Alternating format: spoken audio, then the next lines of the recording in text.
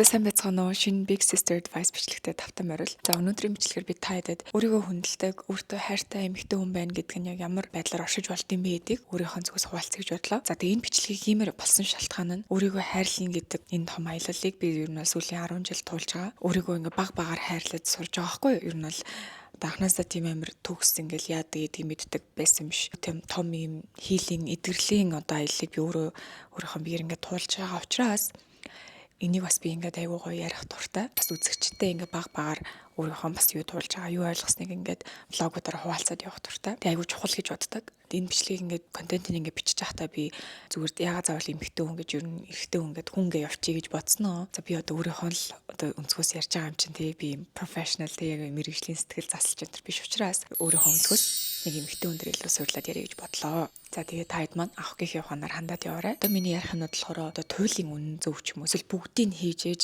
ингээд өөрийгөө амар гой хайрладаг хүндэлдэг эмэгтэй хүн гэсэн утгатай биш. Миний зүгээс миний дараах одоо ярих зүйлсний гой тийм өөрийгөө хайрлаж байгаа хүндэлж байгаа юм шиг мэдрэмж надад төрүүлдэг гэдэг утгаар би ярих байгаа шүү. За тэгээ хэлж байгаа зүйл болгон дээрээ би нэг өөрийнхөө тэр тухайн зүйлтэй холбоотой нэг найзыгаа ч юм уу нэг таньдаг хүний иш татаж ярих болно. Гэтэ тэр хүнийхээ нэрийг нууцлаад эхний үсгээр нь яриа явчих. За та хэдэд яагаад тэгж байгаа вэ гэхээр тийм бодит кейсийг ингээд ярих юм бол бас илүү гоё төхөм санагдах болов гэд тэгж ярахаар шийдлээ. Өөрийгөө хайрлан хүндэтгэн гэдэг чинь ер нь бол ингээд өөрийнхөө одоо орон зайг амар гоё хамгаалж чаддаг байхын нэг хэлбэр юм бэлээ. Энийг бол 10 жил тахта би нэг найзаасаа ер нь хамгийн анх яг мэдэрч эхэлчихсэн гэх юм уу. Тэр найз маань болохоор би найз. Тэгээ би найз маань болохоор яадаг гэсэн бэ гэхээр бид нар ингээд 10 жилийн охтуудаараа бүүндөө ингээд уулзч муулзъя те. Хагас сайн кино үзэж юм уу эсвэл ингээд гоё кофе шопор цоо юм уу. Бүгдээрээ ингээд чи ирэх юм уу гэл уцаар ярьдаг штэ. Тэнгууд тэр найз маань болохоор би очихгүй гэд хэлдэг байсан. Тэнгууд бид нар яагаад гэдэг юм гот зүгээр л би очимооргүй байна. Бид нар бүр ингээд амар гайхдаг усахгүй тухайн үед бид нар ч ингээл те бас л жоох хөвгтүүд байгаа шүү дээ. Тэг яагаад чи ингээд бүгд ирж яхад яагаад чи үгүй гэж гэл те. Эсвэл ингээд бөөнөрөө ингээд гоё кино үзэж яхад чи яагаад үгүй гэж гэн гот. Манай тэр найзын тайлбар нь зүгээр л би гэрээс өрөөнөөс сууны гармааргүй байна. Эсвэл зүгээр л би гэртээ амармаар байна. Эсвэл зүгээр л би кино үзмээргүй байна гэж хариулдаг гэсэн. Тухайд бол бид нар юу гэж боддог гэсэн бэ гэхээр ямар сони юм бэ л гэж боддог гэсэн заяа. Ингээ бөөндөө юм гоё юм хийх гээд байхад бүр ингээ үгүй гээд байх ингээд. Тэг тэр үгүй гэдгийг ингээд бид нар бүр ингээд why гэж боддог гэсэн байхгүй. Одоо ингээ найзаагаа ингээ эргээ харахаар тэр маань ингээд өөрийнхөө орон зайг маш гоё хүндэлдэг те. Тэр хүнд үнэхээр л одоо амралт хэрэгтэй байсан ч юм эсвэл үнэхээр ингээд дургу киног үзэх гээд байхад бусдыг дагаж явдвал хүмүүс байгаа байхгүй те. Зүгээр ингээ гэртээ үгүй би гарахгүй эсвэл кино үзмээргүй байна би зүгээр ингээд гэртээ баймаар байна. Ингээ тэрийг амар юм өөртөө ихтэй хэлж чаддаг гэсэн. Тэр найзаас хамгийн анх би ингээд үгүй гэж хэлэх жишээг амьдаар нь яг харж ирсэн гэх юм уу. Тэгээ тухайн үед бид нар ойлгохгүй байсан ч гэсэн одоо ингээд би яг юм том хүн болцсныхан дараа эргээд харахад тэр айгүй мундаг чадвар байсан юм билэ. Тэгээ бид нараас тэрийг ингээд амьдралдаа баг багаар хэрэгжүүлээд тий үгүй гэж хэл сурах хэрэгтэй юм билэ. Бүх зүйлс заавал тийм гэж хэлэх шаардлагагүй. Бүх зүйлд хүлээн зөвшөөрөх шаардлагагүй. Бүх зүйлийг ингээд дагаж намрах шаардлагагүй тий.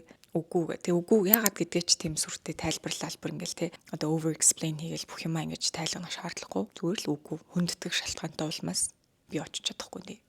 Тэ уучлаарай найз нь очиж чадахгүй нэ. Яагаад гэсэн чинь ингээд тийж ярих чинь нэг шаардлагагүй санагдсан. Ер нь л чиний үгүй гэдэг үг чинь л өөрөө хангалттай хүчтэй хангалттай шалтгаан гэсэн үг. 90-20 чинь тэрий чинь хүлээн зөвшөөрч чадахгүй байгаа бол тэр харин жоохон сонин дохио яваад байгаа байхгүй юу?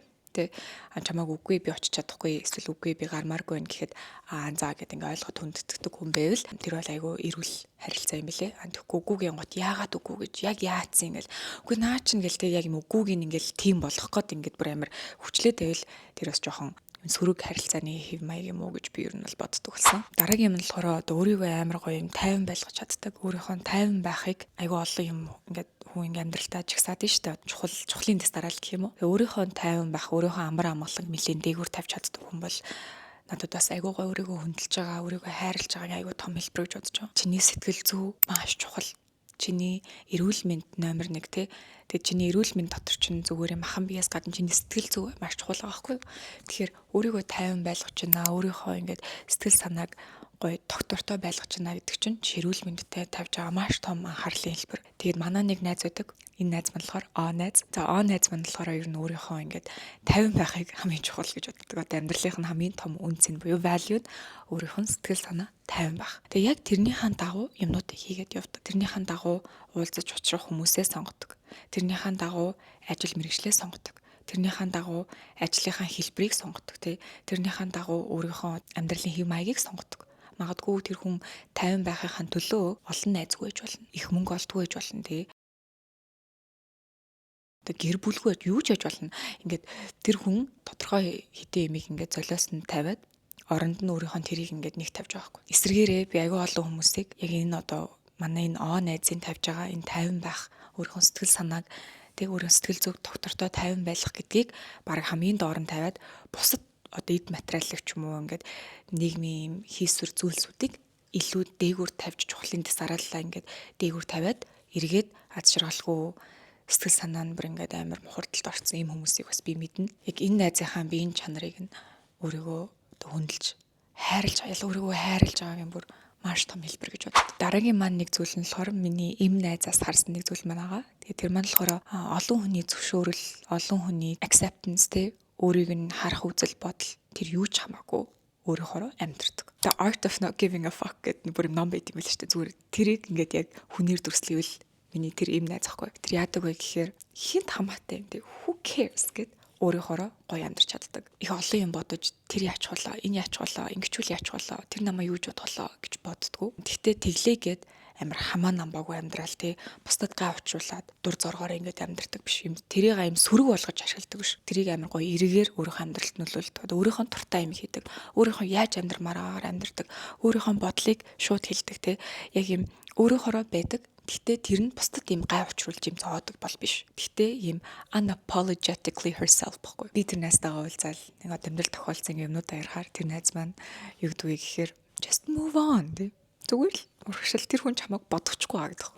Тэгэл би өөр нэрээ тийм тий. Тэр намайг бодохгүй байгаа хаа гэл яг тэр найзаасаа бас би амар гоё нэг юм unapologetically myself байхыг сурдаг. Тэр нь эргээд бас амар гоё өөрийгөө хайрлаж амьдарч байгаа нэг тохио гэж би хардаг. Дараагийн нэг зүйл болохоор заавал юм тренд дагаал тий юм кул гэсэн зүйл рүү ингэж намраал тий нийгмийн гоё гэж бодсон зүйлийг хийх гээл ингээд олон хүний дагж байгаа юм дагдгүй. Яг л өөрийн гэсэн сонирхлоороо өөрийнхөө амьдралаар өөрийнхөө хэм маягаар амьдардаг нэг найз маань байдаг. Дэ найз маань. Дэ найз маань болохоор ер нь нэг сүртэй тийм карьер хөөдгөө, нэг сүртэй тийм эд зүйлийн араас ч явдггүй. Ер нь л яг өөрийнхөө л нэг юм жижиг ертөнцтэй. Тэгээ тэр жижиг ертөнцтэй л 100% оршиж амьдардаг. Юмд ингээд нэг юм хоцроод байгаа мэдрэмжгүй гэх юм уу. Юм хийх гэж ер нь нэг тийм юм хийх гэж оролддгоо заяа. Тэгээ тэрэндээ амар гоё сэтгэл хангалуун тайван байж чаддаг. Тэгээ тэр найзтайгаа би ингээ уулзах болгонд яг тэр ингээд өөрийнхөө ертөнцид амар гоё оршиж чадж байгаа нь маш гоё авааштай зам чанарахгүй. Нэг өөрийнхөө ертөнцид яг ингээ оршиж чадахгүй жоохон ингээд сэтгэл дундуур ч юм уу яг талархалтай байж чаддгүй үргэлж ингээ өөрийгөө өөр хүнтэй харьцуулаад тий эсвэл энэ ингэж байгаа юм чинь би юм байх хэвээр ч юм уу эсвэл миний насны хүмүүс ийм байхад би гэл өөрийгөө ингээл мөнхийн өөрийгөө ингээд нэг хүнтэй ингээд харьцуулаад байна гэдэг нь сэтгэл зүгээрээ бид нар дотроо ингээ баян хийгээд байгаа штэ. Тэрийг яг ингээд зүр боддоор төсөөлж харах юм бол чи ингээд одоо нэг хүнийг 10 настай хүүхдийг чөтэлт 10 настай хүүхдийг өдөр болгон тайзан дээр гаргаад хар мянган зэрэглэлөөр яг адилхан 10 настай хүүхдүүдийн чагсааснаа. За өндөр нь тийм байна. Чи 3 см-ээр намхан байна тий. За жин нь ийм байна. Чи 5 хилээр илүү байна. Бусад 10 настай хүүхдүүдээс. За чиний унших чадварыг харъя. Тий минутанд хэдэн монгол үг уншиж чинь. Хурдан уншлах хий. За чи 3 үгээр илүү байна. За тэгтээ чи энэс 5 үгээр дутуу байна гэд. Өдөр болгон 10 настай хүүхдийг тайзан дээр гаргаад бусад 10 настай хүүхдүүдтэй мянган зэрэглэлөөр дүгнээд байгаатай яг адилхан байхгүй харьцуулаад байгаатай чи хэрвээ өөрийнхөө амьдралыг бусад хүмүүстэй өдөр болгон жишээд ингээ харьцуулаад байгаа бол тэгээд байгаатай адилхан. Тэгвэл чи ингээ 10 настай хүүхдийг тэхүү үгүй шүү дээ тий. Нэгдүгээр тэр чи 10 настай хүүхэд бүх хүүхэд шал өөр байгаа. Хоёрдугаарт тэр нэг минутанд хэдэн үг унших ангийнхнаасаа илүү байна уу дутуу байна уу тэр ямар ч хамаагүй шүү дээ. Тий бүгд нас бийдгүү зэрэг бүгд л уншдаг л үстэй. Амьдрал дахиж эзээч чи номноос хэдэн үг уншиж хурдан уншиж чаддаг тийм шалгуур байдгүй л үстэй. Тэгж амир хооронд өрсөлдөд байгаа болчдөг. Тэрнтэй адилхан яг юм бид нар ч гэсэн нэг амир өөрөөсөө өөр хүнтэй ингээ харьцуулаад тах шаардлагагүй. Яг өөрийн гэсэн яг энэ амьдрал энэ гоё ертөнц чинь энэ дотор чинь юу багтж чинь тий. Энэ дотор чинь юу нь гоё юм. Тэрийгээ ингээд гоё хайрлаад талархаад ингээд амьдрах бол надад өөрийгөө хөндлөж хайрлаж байгаа юм бас нэгэн том хэлбэр юм шиг санагддаг. Сүүлд би нэг Б найзтайгаа уулзаад тэгээ энэ маань болохоор эрэгтэй хүн байхгүй юу. Тэгэхэд Б найзтайгаа уулзаа юм ярьсан чинь найз маань бүр ингээд үнэхээр гоё юм personal growth гэх юм уу юм хувийн юм өсөлт хөгжил явагдсан байсан. Тэгээ тэрийгээ ингээд надад ярьж байхдаа ингээд нүдэн гэлцаад ингээд найз нь одоо бүр яг өөрийгөө гоё олоод байгаа байхгүй гэдэг. Тэгээ тэр залуу бол ер нь 30 гарчихсан. Тэгсэн мөртлөө одоо л яг ингээд өөрийгөө олж байгаа. Өөрийнхөө хин бэ гэдгийг те юунд дуртай вэ гэдгийг, юунд сайн бэ гэдгийг, яаж амьдрал гоё юм бэ гэдгийг яг одоо л ингэж ойлгож ирж байгаа юм. Тэгээд яг тэрийгээ ингээд олж байгаа, бүтээж байгаа да. Бүр ингээд үнэхээр гоё баяртай байсан байхгүй. Тэгээд тэрийгээ ингээд амар гоё надад үннээр ярьж өгсөн. Би бүр өмнө ингэдэг байсан чинь одоо яг ингэнгууд надад юм гоё яагаад байгаа байхгүй гэл те. Тэр настаа ингээд ярилцаад сонсоод сууж байхдаа би найзараа амар бахархсан. Тэгээ надад ингээд тэр хүн ингээд өөрийгөө амар гоё хүндлээд хайрлаж байгаа юм шиг санагдсан юу вэ гэхээр амар гоё үнэн байсан байхгүй. Өөрийнхөө тулж байгаа тэр юм аялалд үнэн, тэрийг надад хуваалцж байгаа нь үнэн, тэрэндээ ингээд баярлж байгаа нь үнэн, тэрэндээ ингээд зарим сул талуудаа хүлээн зөвшөөрч байгаа нь үнэн. Зүгээр л ингээд өөрийнхөө амьдралын аяллыг надад хүлээн зөвшөөрөөд үннээрээ хуваалцж байгаа нь тэр хүнийг үнэхээр тийм үзэсгэлэнтэй харагдуулсан гэх юм уу. Тэгээ би одоо найз ахын тэр аяллыг ингээд мэдэрч байгаа да тий. Жохон ч гэсэн ингээд гэрчлэх боломж одоо надад олж штэ тэрийг тэр гоё аяллыг ингээд witness-гээ сонсоод тэгээ сууж байхдаа би хүртэл амар гоё талархалтай санагдсан. Тэгээ тэр хүнээс маш гоё энерги ингээд цацарч исэн болохоор надад ингээд амар гоё энерги өгөөд тэр энерги эргүүлээд тэр хүнд амар гоё талархаад баярлаад яг тэр үед ингээд бит хоёрын дундын тэр энерги бол айгу гоё байсан байхгүй. Өөрөө амар гоё үнэн байгаад өөрөө тийм гоё энерги цацруулаа явж байгаа хүн бусдад эргүүлээд тийм гоё энерги авдаг юм шиг санагдсан. Гоёгаас тэг. Тэгээ ер нь бол ингээд өөрөөсөө муухай энерги гаргаад яваад ахаар эргүүлээд тэр хүлээж авч байгаа хүн чамруу ингээд муухай энерги л үгүй штэ тий. Тэгэхээр эргүүлээд ингээд чи гоё энерги ингээд гаргаа явах юм бол хүлээж авч байгаа хүмүүс чинь чамд эргээд гоё энерги л өгдөг. Гэгээлэг юм сайхан энерги цацруулж явж байгаа хүмүүс одоо гэрлэн бүрхүүлэн ч юм уу ауран ч юм уу маш хүчтэй байдаг. Ийм хүчтэй бүрхүүлтэй байдаг хүмүүс гаднаас юм муухай энерги ирсэн ч тэр цохилтонд өртдөггүй. Харин ингээд гадагшаага муухай энерги цацруулаад явдаг хүмүүс бүрхүүл нь ингээд амар хагарцсан, гимтцэн ингээд шамшигаад орж марцсан тийм хүмүүс ингээд гаднаас ингээд муухай энерги ирэхээр тэр нь ингээд өртдөг тийм. Тэр нь ямар байдлаар илэрдэг вэ гэхээр өвчин зовлон тийм айгүй хөвдөж эхэлдэг. Асуудал гарч ирдэг, айгүйх бүтлгүүддэг ч юм уу. Иймэрхүү зүйлсэл ер нь айгүй энерги гэж би бол боддتي. Тэгэхээр яг энэ бэ найзаасаа би яг тэр гоё энергийг ингээд авч явахдаа надад бүр амар хүчтэй орж ирсэн байхгүй тэр гоё энерги нь. Тэнгууд эргээд би тэр өнөр муухай энерги гарах ямар ч бүр юм би физиолог мань чадахгүй. Бүр ингээд цаанаасаа юм гоё энерги ундраал тэгэл тэр хүнтэй ингээд уулзаал явсны дараа нэх гоё болж ирсэн юм. Тэгэхээр би бас таадад энэ энерги гэдэг зүйл чинь бас өөрийгөө хайрлаж хүндлэх юм айгүй том илэрлээдэг гэдгийг хэлье. Би өөрийнхөө нэг жишээг хуваалцъя. Өөрийнхөө нэг талыг миний одоо өөрийгөө амар хайрладаг, хүндэлдэг арга нь юу вэ гэхээр би юм надад таалагдахгүй байгаа хүмүүстэй би нийлдэггүй. Им хамт байдаггүй. Сайхан аашлаад төвчээд байгаад байдаггүй. Ер нь шузаагаа бариад нийлгээ болоод холдоод холбоогоо тасалчдаг. Миний амьдрал амар цөөхөн штэ тий 80 наслаа гэж бодъё. Би амар 100 наслахыг хүсдэг. Тий нөхөртөөгөө цаг айлуулахаар хоёлоо удаан амьдрэх шүү гэдэг. Гэхдээ ингээд хэдэж наслах юм лээ тий. Яг ингээд жилээр бодлоо амар цөөхөн байгаа байхгүй. 80 наслаа гэж бодоход надад дахиад ингээд 50 жилээ. Тэр чинь амар хурдан өнгөрч штэ. Би тэрийг ингээд хугацаагаар бодох юм бол би ингээд таалагдахгүй надад ингээд хамт байхад тухгүй мэдрэмж өгдөг таалагдгүй хүнтэй би яагаад тэр сайхан хайрын цагаа би ингээд тэр хүнд өгнө гэж үрнэ гэж. No би тэхгүй. Би ингээд цагтаа амар харамж би өөрийнхөө цагийг өөрийнхөө байх дуртай газар байх дуртай хүмүүст байх дуртай энерги л өгмөр. Ер нь ингээд дургуун хүнтэй чинь хинч чамаа хүчээр аваачаад хажууд нь ингээд суулгаад юм яар гэд хүчээр ингээд чамаа яриулдаг л байхгүй. Чи өөрийнхөө биеэр тэнцээ алхаж очиод тэнцээ ингээд байдаг тий. Үнэхээр тэгдэг л юм чин чи тэхгүй байж болно гэсэн үг байхгүй. Би бол одоо тэрийг өөрийгөө хайрлаж байгаа хүндэлж байгааг айгүй том хэлбэр гэж боддог. Юу гэсэн үг вэ гэхээр би өөрийнхөө цагийг амар үнэлдэг. Тэгээ би цагаа яг гоё хүмүүстэй л байлгахыг хүсдэг. Өөрийнхөө дуртай, өөрийнхөө ингээ хамт байхад I genuinely enjoy it тий. Хэрвээ би яг хамт байхдаа тэрийг би чин сэтгэлээсээ enjoy хийж чадахгүй байгаа бол би тэнд байхгүй л гэсэн. За өөрийгөө хайрладаг гэх юм гот хүмүүсээс нэг амар юм сул дорой байх гэж бас жоохон ойлгоод байдаг. Би болохоор сул дорой тийм гоё vulnerable өөртөө зөөлөн байх нь зөв. Гэхдээ нөгөө талаараа би бас өөрийгөө хайрладаг гэдэг энэ үгийг амьдралын төлөө тэмцэж чаддаг хүмүүсийг би бас өөрийгөө амар хайрладаг хүмүүс гэж боддог байхгүй. Яагаад гэвэл биднэрт нэг л амьдрал олж байгаа шүү дээ тий.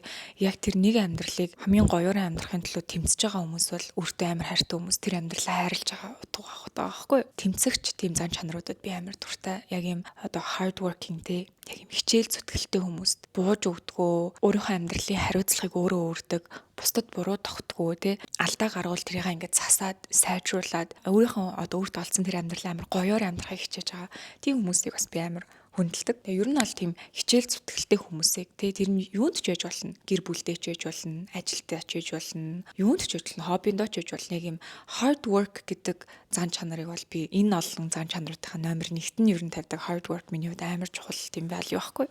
Хүмүүс ингээл янз бүрийн хүмүүсийг хүндэлдэг шүү дээ. Одоо энийг үзэж байгаа та ч гэсэн нэг өөрийн гэсэн хүндэлдэг. Бусдад байвал хүндэлдэг нэг тийм зан чанарууд байх. Миний болохоор hard work байхгүй. Хичээл зүтгэлтэй хүмүүс би бүр ингээд яг I bow down. Яг гэвэл тэр ямар хэцүү үдийг би мэднэ. Тэр ямар мундаг зан чанар байдгийг би бас мэднэ. За тэгээд нөгөө нэг стандарт гэж нэг юм байдаг шүү дээ. Өөрийнхөө зүгээс нэг юм тавьсан стандарт. Тэгээд тэрийг юм болгонд ингээ буулгаад идэггүй айгу барьдаг. Тийм хүмүүсийг бас би үртэй хайртай байна да. Өөрийгөө амар хүндэлтэй байна гэж боддог. Жишээ нь одоо үргэлжлэл нөхөрлөл төр гэж бодъё те. Залуутай үргэлжлээ.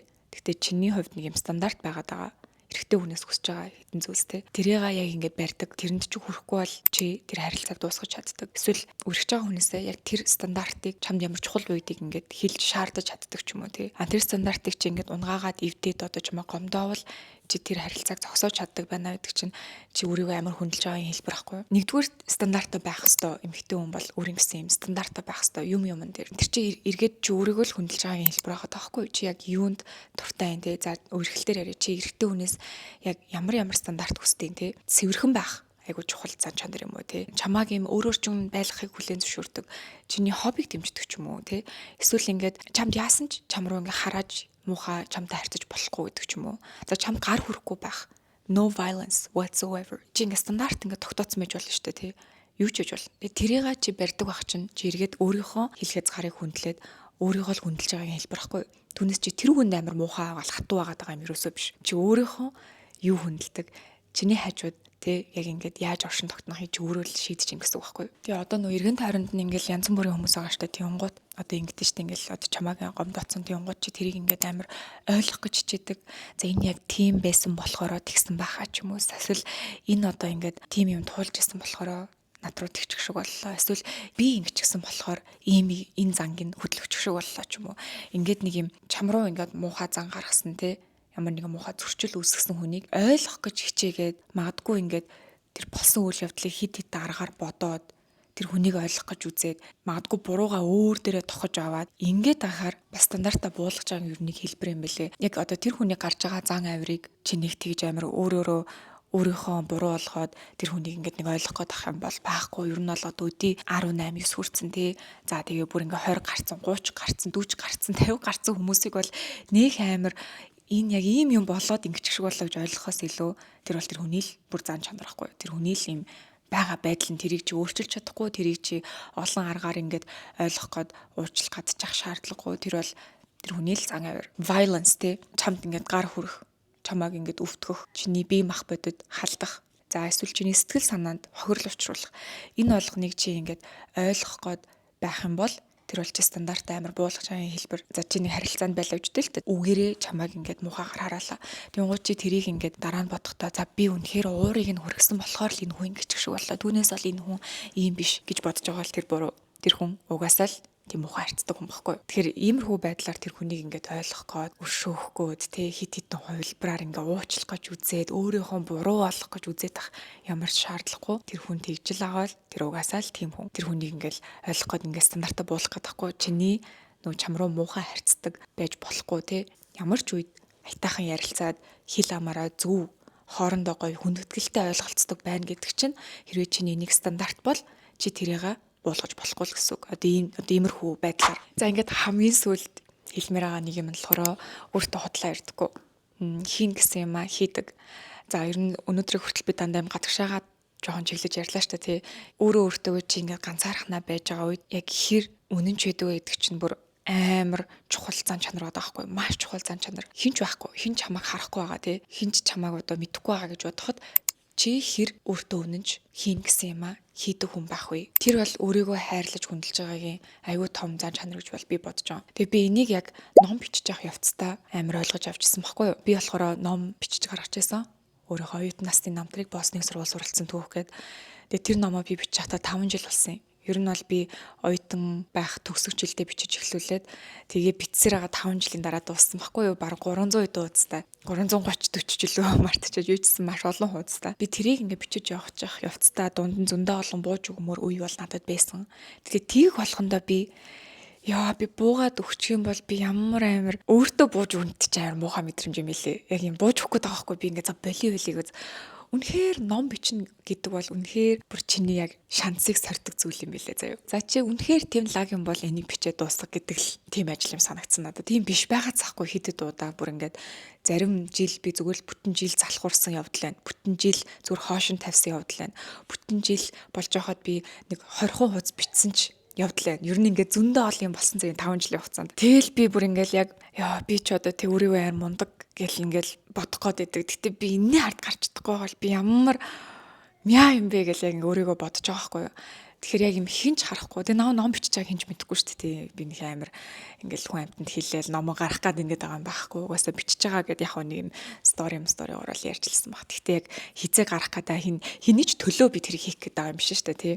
Тэр чинь яг миний өөрийн л хол төлөө юм байгаа даахгүй. Тэг яг хинч харахгүй, хинч чамаагүй зөвхөн өөрийнхөө төлөө юмыг би яг хэр тууштай, үнэнч, мундаг хийж ийн вэ гэд ингээ харахаар би ингээд өөрийгөө амар мяа авахаар өөртөө амар муухай мэдрэмж авт юм лээ. Тэнгууд би яг хөөх ингээд яг юм хинч байхгүй зөвхөн ганцаараа байхдаа өөртөө худлаа ярьдгүү, өөрийнхөө төлөө үнэнч байдаг, өөрийгөө хуурдгүү, яг хийн гэсэн юм хийдэг байх чинь ямар мундаг зан чанар вэ гэж би бодсон байхгүй. Тухайн үед надад тийм зан чанар амар суулсан байгаа даахгүй юу. Ингээд яг юм хүний төлөө юм хийхэр амарлаа хийждэг. Яг өөрийнхөө төлөө чимээгүйгээр хинч хараагүй байхад хийдэг зан чанар чинь бүр юм амар мундаг зан чанар байгаа байхгүй. Тэгэхээр тэрийг бол одоо юм тууштай байдал гэх юм уу. Одоо жишээ нь би ингээд за би энэ сард 20-30 хуудас бичнэ гэж зорилго тавьсан байгаа бол би тэрийг яг чимээгүй хийгээд бичээд дуусгаад өөрийнхөө тавьсан зорилгонд үнэнч байгаад бичээд дуусгаад ингэн гэдэг чинь би өөртөө амар нүр тулаад өөртөө үзэлцээд байгаа байхгүй юу. Хин нэгэнтэй үзэлцэх амар амархан юм бэлээ ер нь. Хин нэгэнтэй өрсөлдөх маш амархан. Хүн угаасаа ингэ хийждэг заяа. Өөртөө өрсөлдөнөө өөрийгөө даун дийлнэ гэдэг чинь хамгийн хэцүү зүйл. Тэгж чадчихна гэдэг чинь өөрийгөө бүр амар хайртай өөрийгөө хүндэлдэг хүн л ер нь тэгж чаддсан юм лээ. Тэгээ би 5 жилийн дараа бөө юм бол өөртөө үзэлцэн байж номоо бичиж дуусгачихсан. Тэгээ би яг номоо бичиж дуусгачаад энэ том өрөөнийхөө энэ хевсэн дээр ингээд дээшээ харж хөвтөөд би яг ингээд таац руу ширтээд өөрийгөө даван дийлгдэг чи ямар хэцүү аялал байвал гэж би бодож байсан. Би бол яг номороо дамжуулж энэ зан чанарыг ингээд тодорхой хэмжээнд олж авч ирсэн. Тэгээд та хэд маань ч гэсэн яг энэ зан чанарыг ингээд багаар өөртөө бүрэлдүүлээд явж байгаа байх. Зарим нь бүр айгүй мундаг тийм хүмүүс ч гэж магадгүй. Тийм болохоор энийг бол би хамгийн чухал бас өөрийгөө хайрлаж хүндлэх зан чанар гэж бол боддог. За тэгээ энэ бичлэгэн дээр ярьсан юмнуудыг ингээд бүгдийг бүрэлдүүлж ийж чи өөртөө хайртай хүн юм байна. Чи өөрийгөө хүндэлдэг юм байна гэсэн ойлголт бол ерөөсөө биш. Миний зүгээр эдгээр зүйлсийг ярьсан. Хин нэгнээс би эдгээр зүйлсийг ингээ харахаараа би амар гоё тэр хүн өөрийгөө хайрлаж хүндэлж байгаа тийм хүний мэдрэмж авдаг гэдгээл хуваалцах хүслээ. Тэгээ та хэд манаас гоё сонсоод жоохон ч гэсэн нэг юм гоё бодох сэтэл төрсөн баг гэж бодож байна. Ер нь энэ зан чанаруудыг чи ингээл шууд өөртөө бүрэлдүүлчихнэс чи айгүй хэцүү шттэ тий. Эхлээд бодлоос эхэлдэг бүх юм. Тэгэхээр би энэ хүүхэлчлэрээ дамжуулаад таны бодолд жоохон ч гэсэн сэтэл өгч чадсан бол тэрийг би амар гоё амжилт гэж харж байна. За тэгээд бүгдээрэнд нь амжилт хүсье. Дараагийн Big Sister Advice бичлэгээрээ уулзлаа. Түр баярлалаа.